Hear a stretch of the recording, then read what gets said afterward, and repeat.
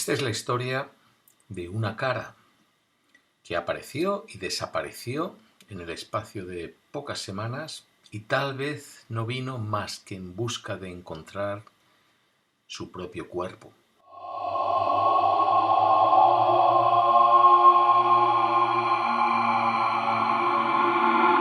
Hay frases que alguien te dice durante la infancia, en algún momento, y se quedan por cualquier razón grabadas en tu mente. Un refrán o algo que alguien recita, unos versos de un poema, el estribillo de una canción o simplemente una definición, algo que alguien dice que por cualquier razón se queda grabado ahí para el resto de tu vida. Y ese es el caso de la definición que el profesor de matemáticas dio sobre la cara.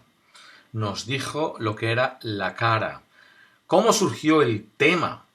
En la clase de matemáticas ni recuerdo, pero probablemente porque como éramos todos del mismo curso, todos dormíamos en el segundo dormitorio y seguramente la mayoría de nosotros ya habíamos visto la cara. El profesor nos vería preocupados u horrorizados.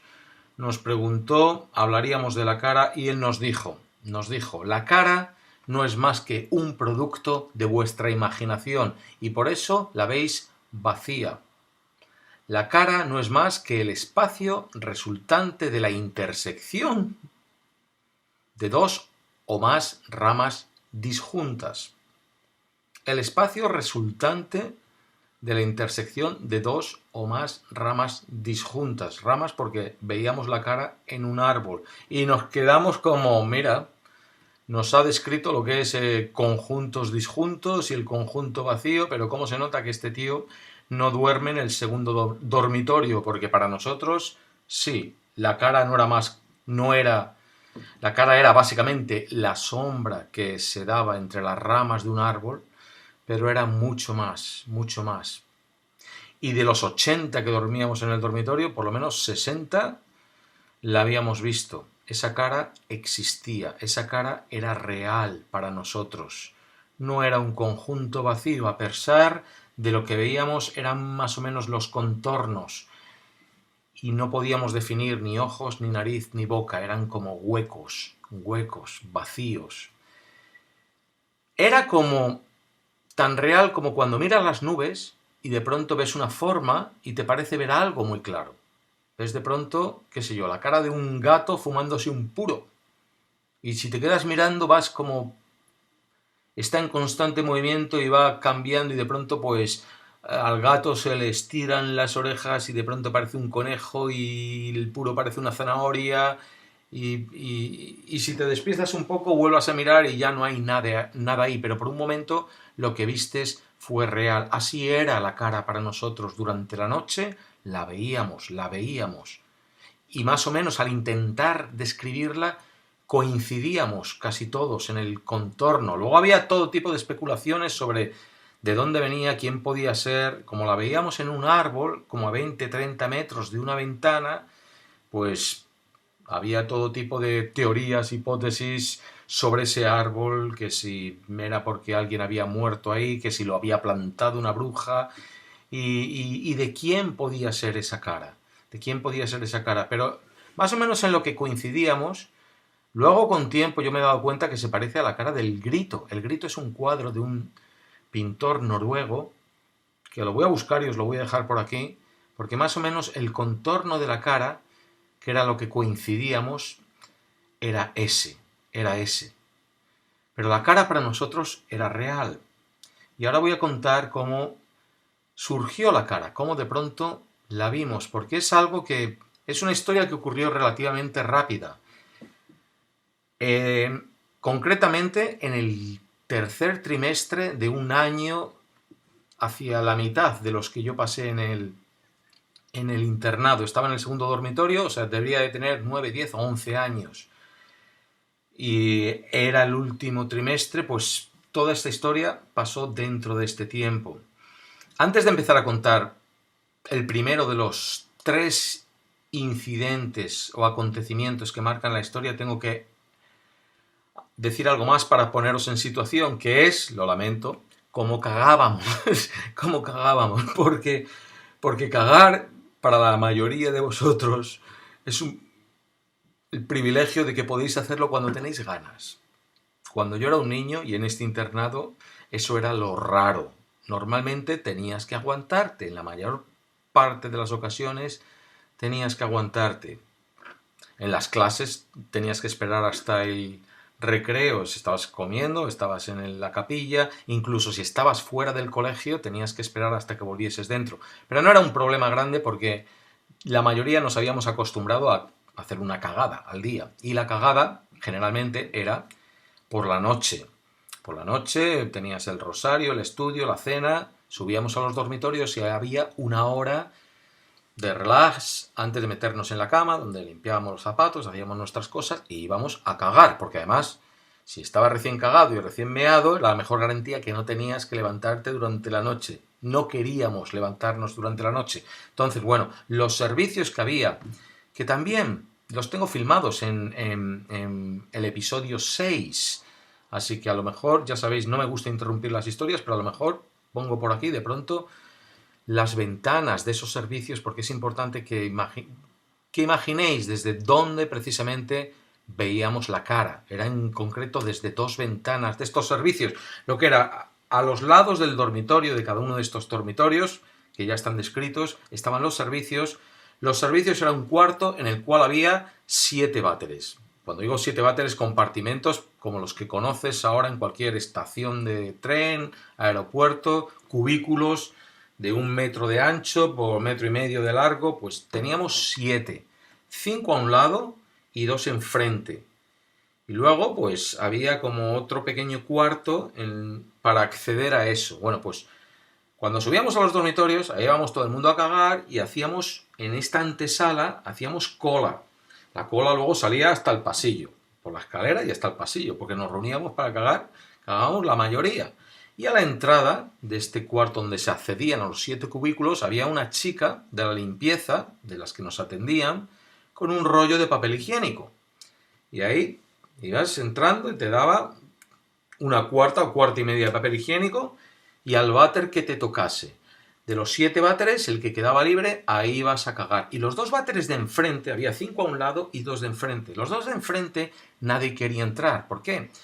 Porque teníamos que cagar con la puerta abierta o semiabierta. Había esta monja que se la había metido en la cabeza que teníamos que cagar con la puerta abierta para que nos se ventilase, ella decía. A los 10 minutos de entrar ahí a cagar, y esa actividad iba durante media hora o 40 minutos hasta que cagábamos todos, olía fatal, olía fatal. En verano se abrían las ventanas, en invierno pues no se abrían. En cualquier caso, siempre olía fatal. Y ella decía, no, hay que... En realidad, abrieses la puerta o no de los cubículos, olía fatal. No era para que nos se ventilase, era porque la monja tenía en la cabeza que no quería que hiciésemos cosas, pajillas y cosas así. Los mayores las hacían, en el segundo dormitorio nadie nos hacíamos pajillas, pero había que cagar con la puerta medio abierta, con lo cual los que estaban enfrente, pues le veía a la chica de la limpieza y le veía... Esto, cuando cuentas historias, ya empieza a escuchar ruidos raros por aquí. Y eso que no he empezado con el miedo. Y los veía quienes estábamos guardando fila para entrar al siguiente váter. O sea, nadie quería entrar en esos váteres de frente. Y había otra cosa. Por la posición de esos 2 váteres siempre soplaba el viento más y ahí se rompían los cristales de esas ventanas por la misma presión del viento. O sea, nadie quería entrar en esos váteres. Y en esos váteres voy de lleno con la historia. De ahí pasa el primer incidente. Yo no lo vi, porque yo estaba en la cola esa noche para cagar, pero no de los primeros, sino más atrás. Y de pronto escuché que en la antesala esta estaba la gente riéndose. Lo que había pasado que uno de los niños cagando en la puerta en los váteres de enfrente había salido corriendo con el pantalón por las rodillas sin subírselo ni nada, había tropezado y se había caído de bruces. Una escena cómica y todo el mundo se estaba riendo, pero el niño estaba llorando, llorando, y enseguida se le acercó, la misma chica de la limpieza le subió un poco los pantalones, ¿qué pasa? ¿Qué pasa?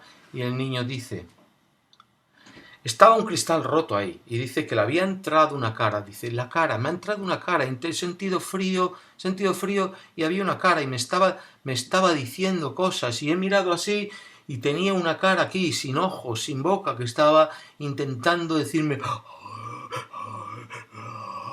Y había salido corriendo y había tropezado y se había caído de bruces. Y todo el mundo riéndose. Pero alguien entró al váter y miró por el cristal roto de esta ventana y dijo, hay una cara allí, hay una cara, es verdad, hay una cara. Entonces ahí entramos a tropel en ese váter y en el que estaba al lado y mirando, pues es verdad, había una cara en un árbol, entre las ramas de un árbol, a 20, 30 metros. Había las sombras de una cara. De hecho, justo junto a estas ventanas había una de las pocas farolas o medio farolas que había alrededor de todo el colegio. Había muy pocas áreas iluminadas, pero esta era una de ellas. Entonces, la luz de esa farola blanca iluminaba pues lo que era la arboleda del bosque, y ahí mismo, no muy lejos, entre 20 y 30 metros, en uno de los primeros árboles, se veía entre las ramas una sombra, algo que parecía una cara. Que era cierto para quien... Pues es verdad, hay una cara. Pero está ahí. ¿Cómo que la cara ha venido y se le ha puesto a él en el hombro? De pronto, hubo unos cuantos que vimos una cara. Y en las próximas noches, quienes entraban a cagar ahí, a ese váter, y miraban, pues sí es verdad, hay una cara, parece que hay una cara en ese árbol. Pero nadie le dio mucha importancia, no cundió el pánico, simplemente que había la cara.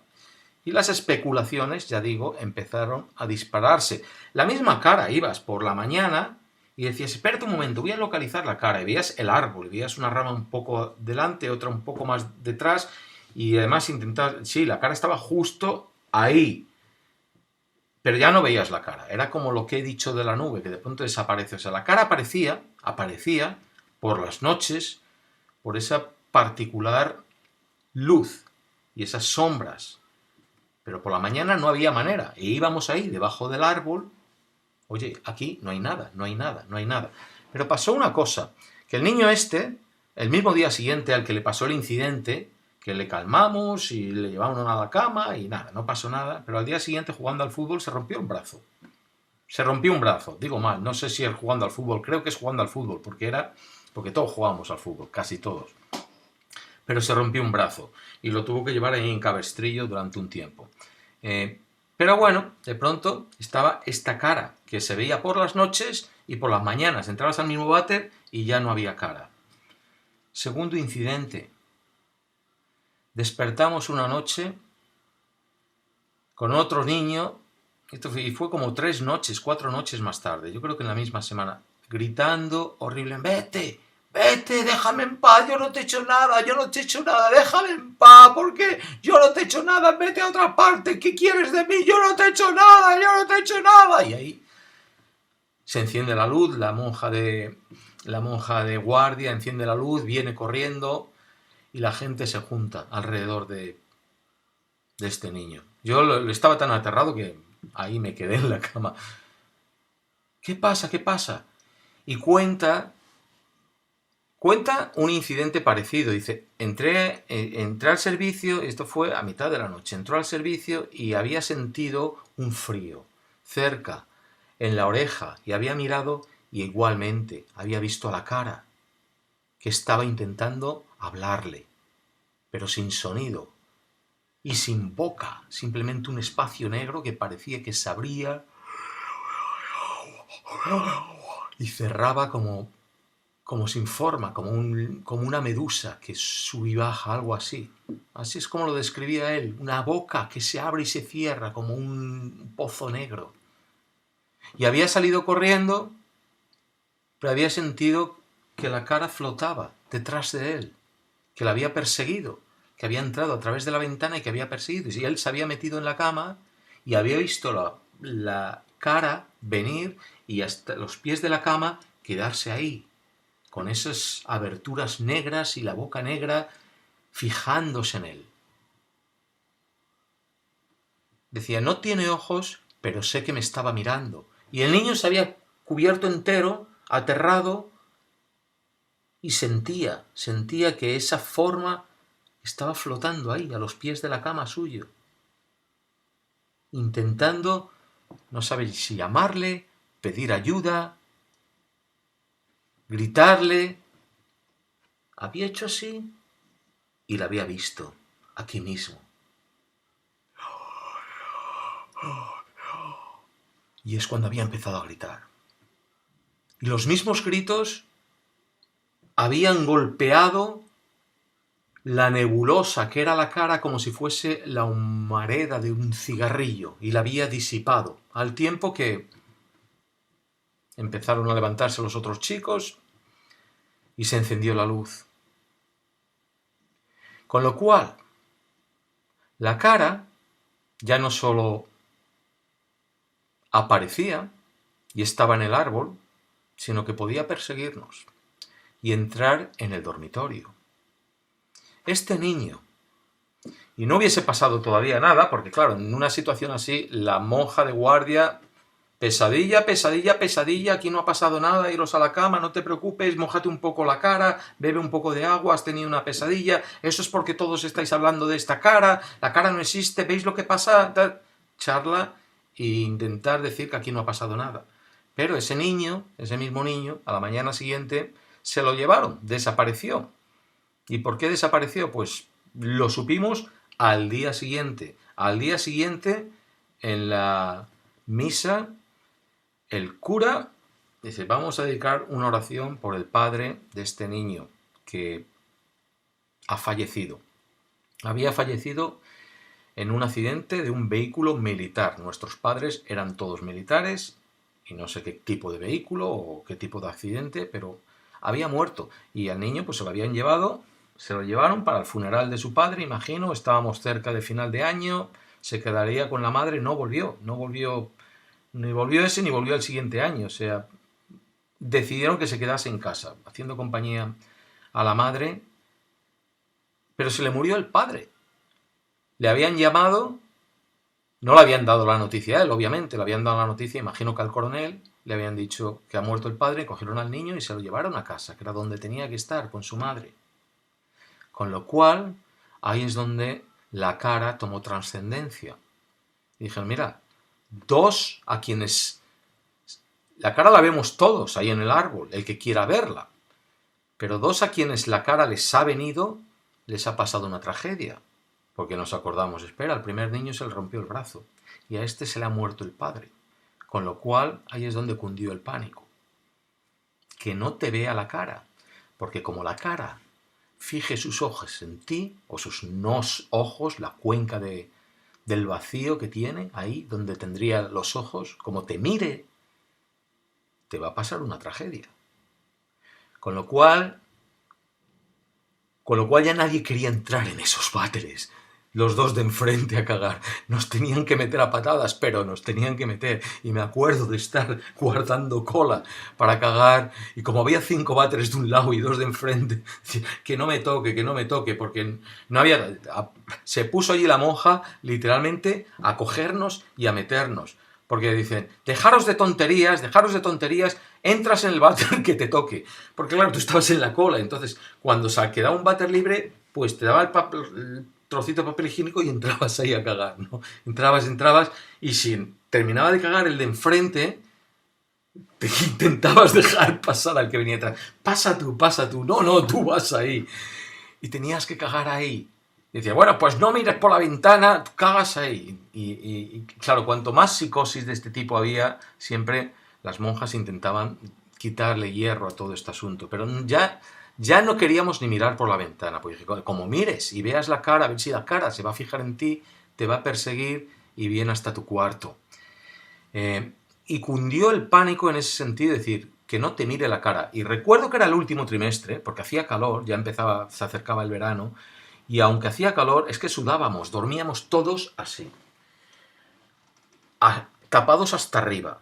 Diciendo, no, es que no quiero mirar ahí y de pronto verme la cara, porque entonces significa que me va a pasar una desgracia, o a mí, a mi familia, o cualquier cosa.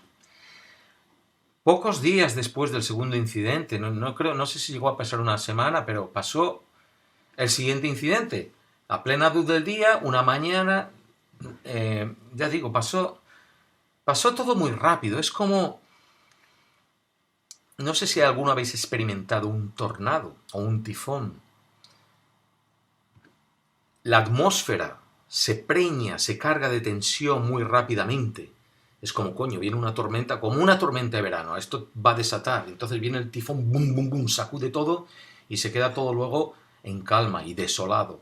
Pues así sucedió la historia esta de la cara. O sea, de pronto, de no pasar nada, de ser casi un chiste el primer incidente y ver allí, oh sí, se ve una cara en el árbol. De pronto estar todos realmente acojonados y aterrados, con esa cara que podría entrar en el dormitorio y ponerse a mirar a ti.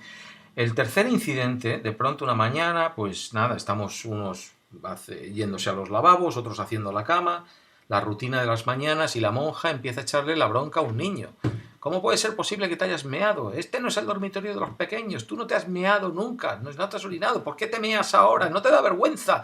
Con lo mayor que eres ya, mearte ahora, mearte. Alguien se ha meado.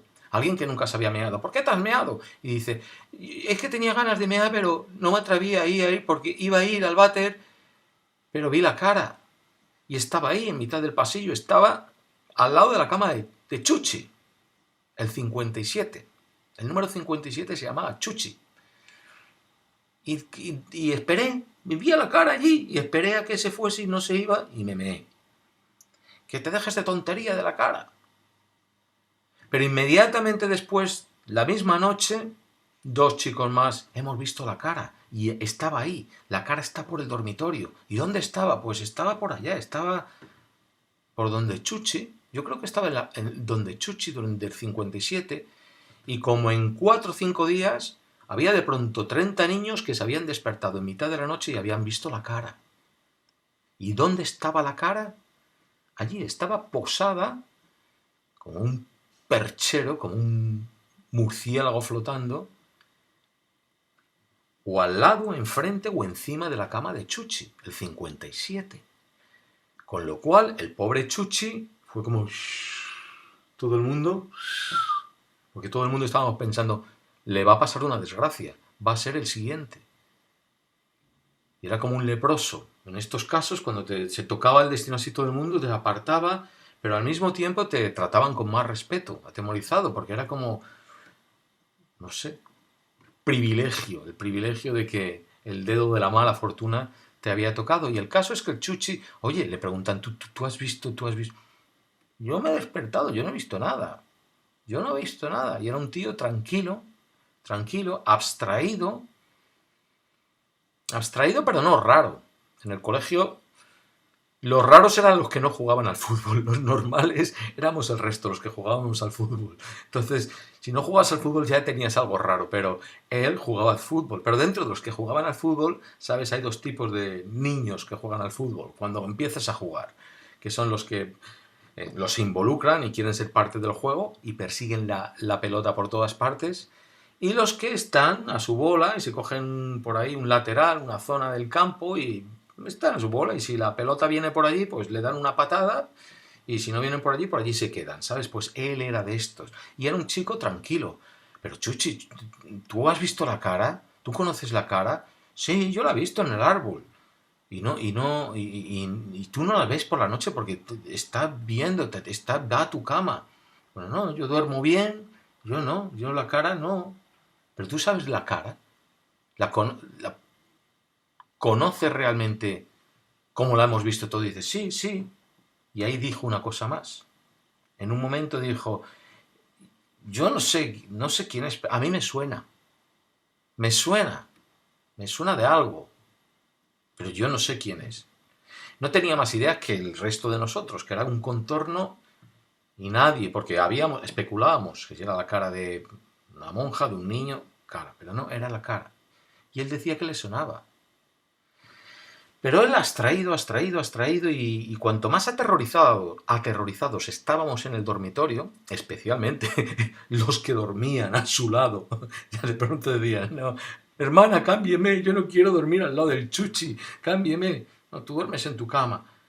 Él, pues, normal, relajado, hasta que estábamos prestando tanta atención a las noches, que casi se nos pasa por alto un incidente que ocurrió en plena luz del día. Y creo No recuerdo exactamente, pero creo que fue con el mismo profesor de matemáticas.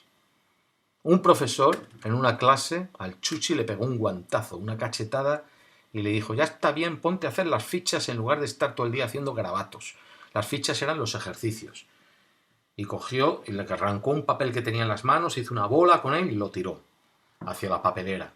Porque por lo visto el Chuchi, no nos habíamos dado cuenta hasta entonces, estaba ahí en Babia haciendo garabatos, pintorrojeando papeles.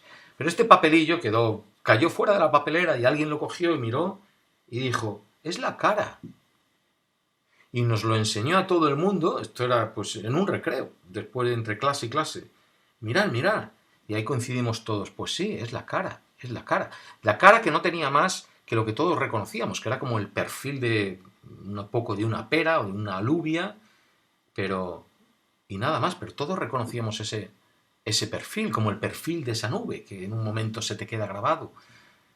Es la cara, es la cara. El Chuchi estaba dibujando la cara. Y se lo comentamos al profesor,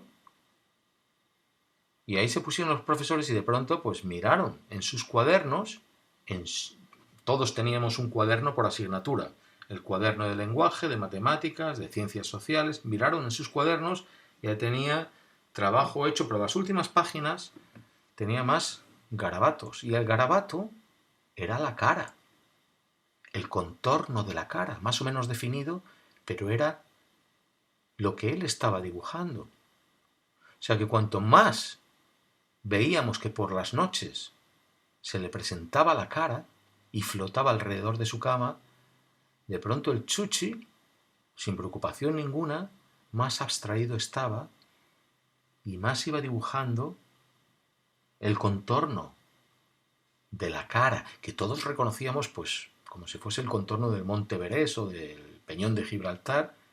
Coincidíamos, es la cara. Y eso ya llegó a las autoridades y de pronto pues los profesores por un lado, las monjas por el otro. Pero nos dijeron los celadores: al Chuchi no le molestéis, dejadle tranquilo, no lo agobiéis, no le asustéis.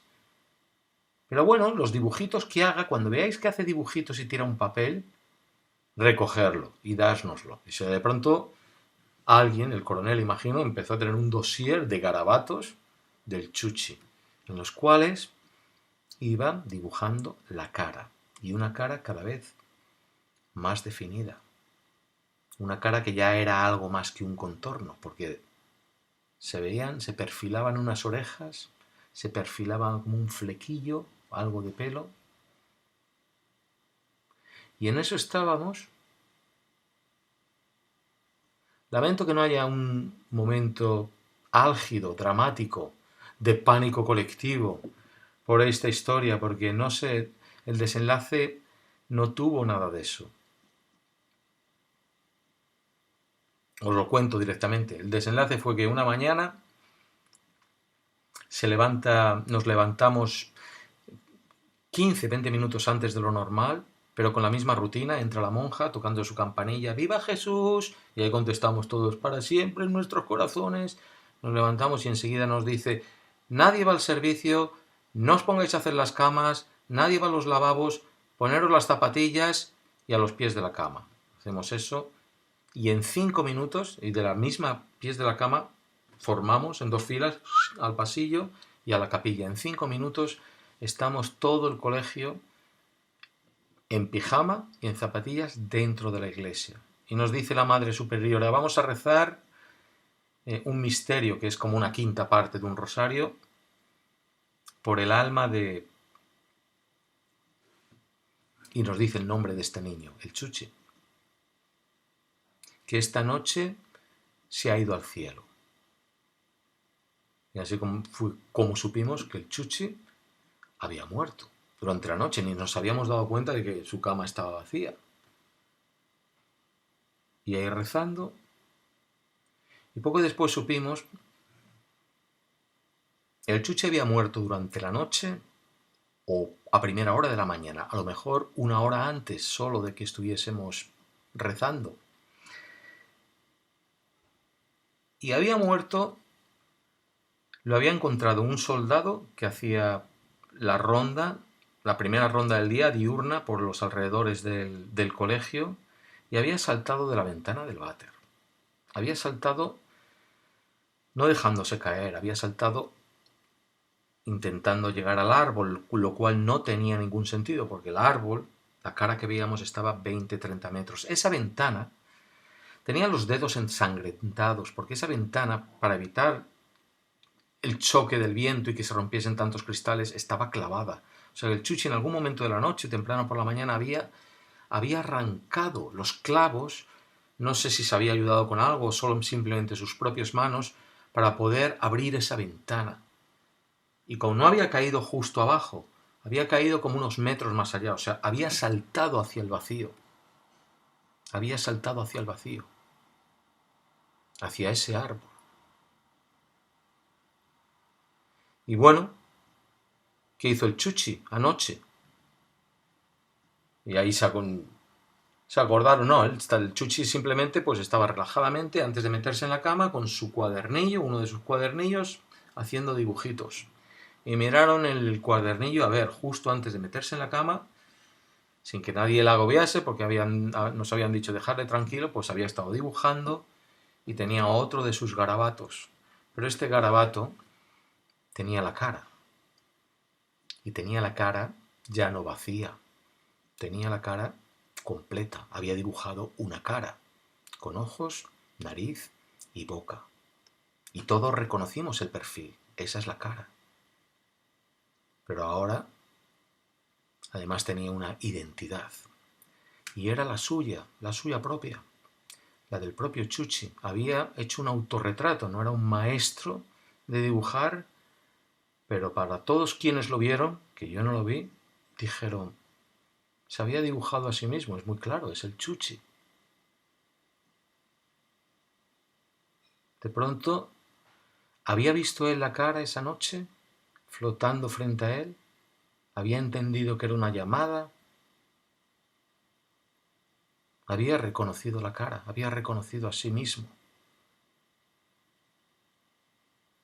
Y hubo otro detalle también más, que una de las chicas de la limpieza recogiendo sus cosas, pues para hacerle la maleta y llevársela a casa, recogiendo la mesilla, todos teníamos una mesilla al lado de la cama, que no era más que un cajón de madera, ahí en el suelo, lo abrías y tenía una partición de madera y dos espacios para meter cosas.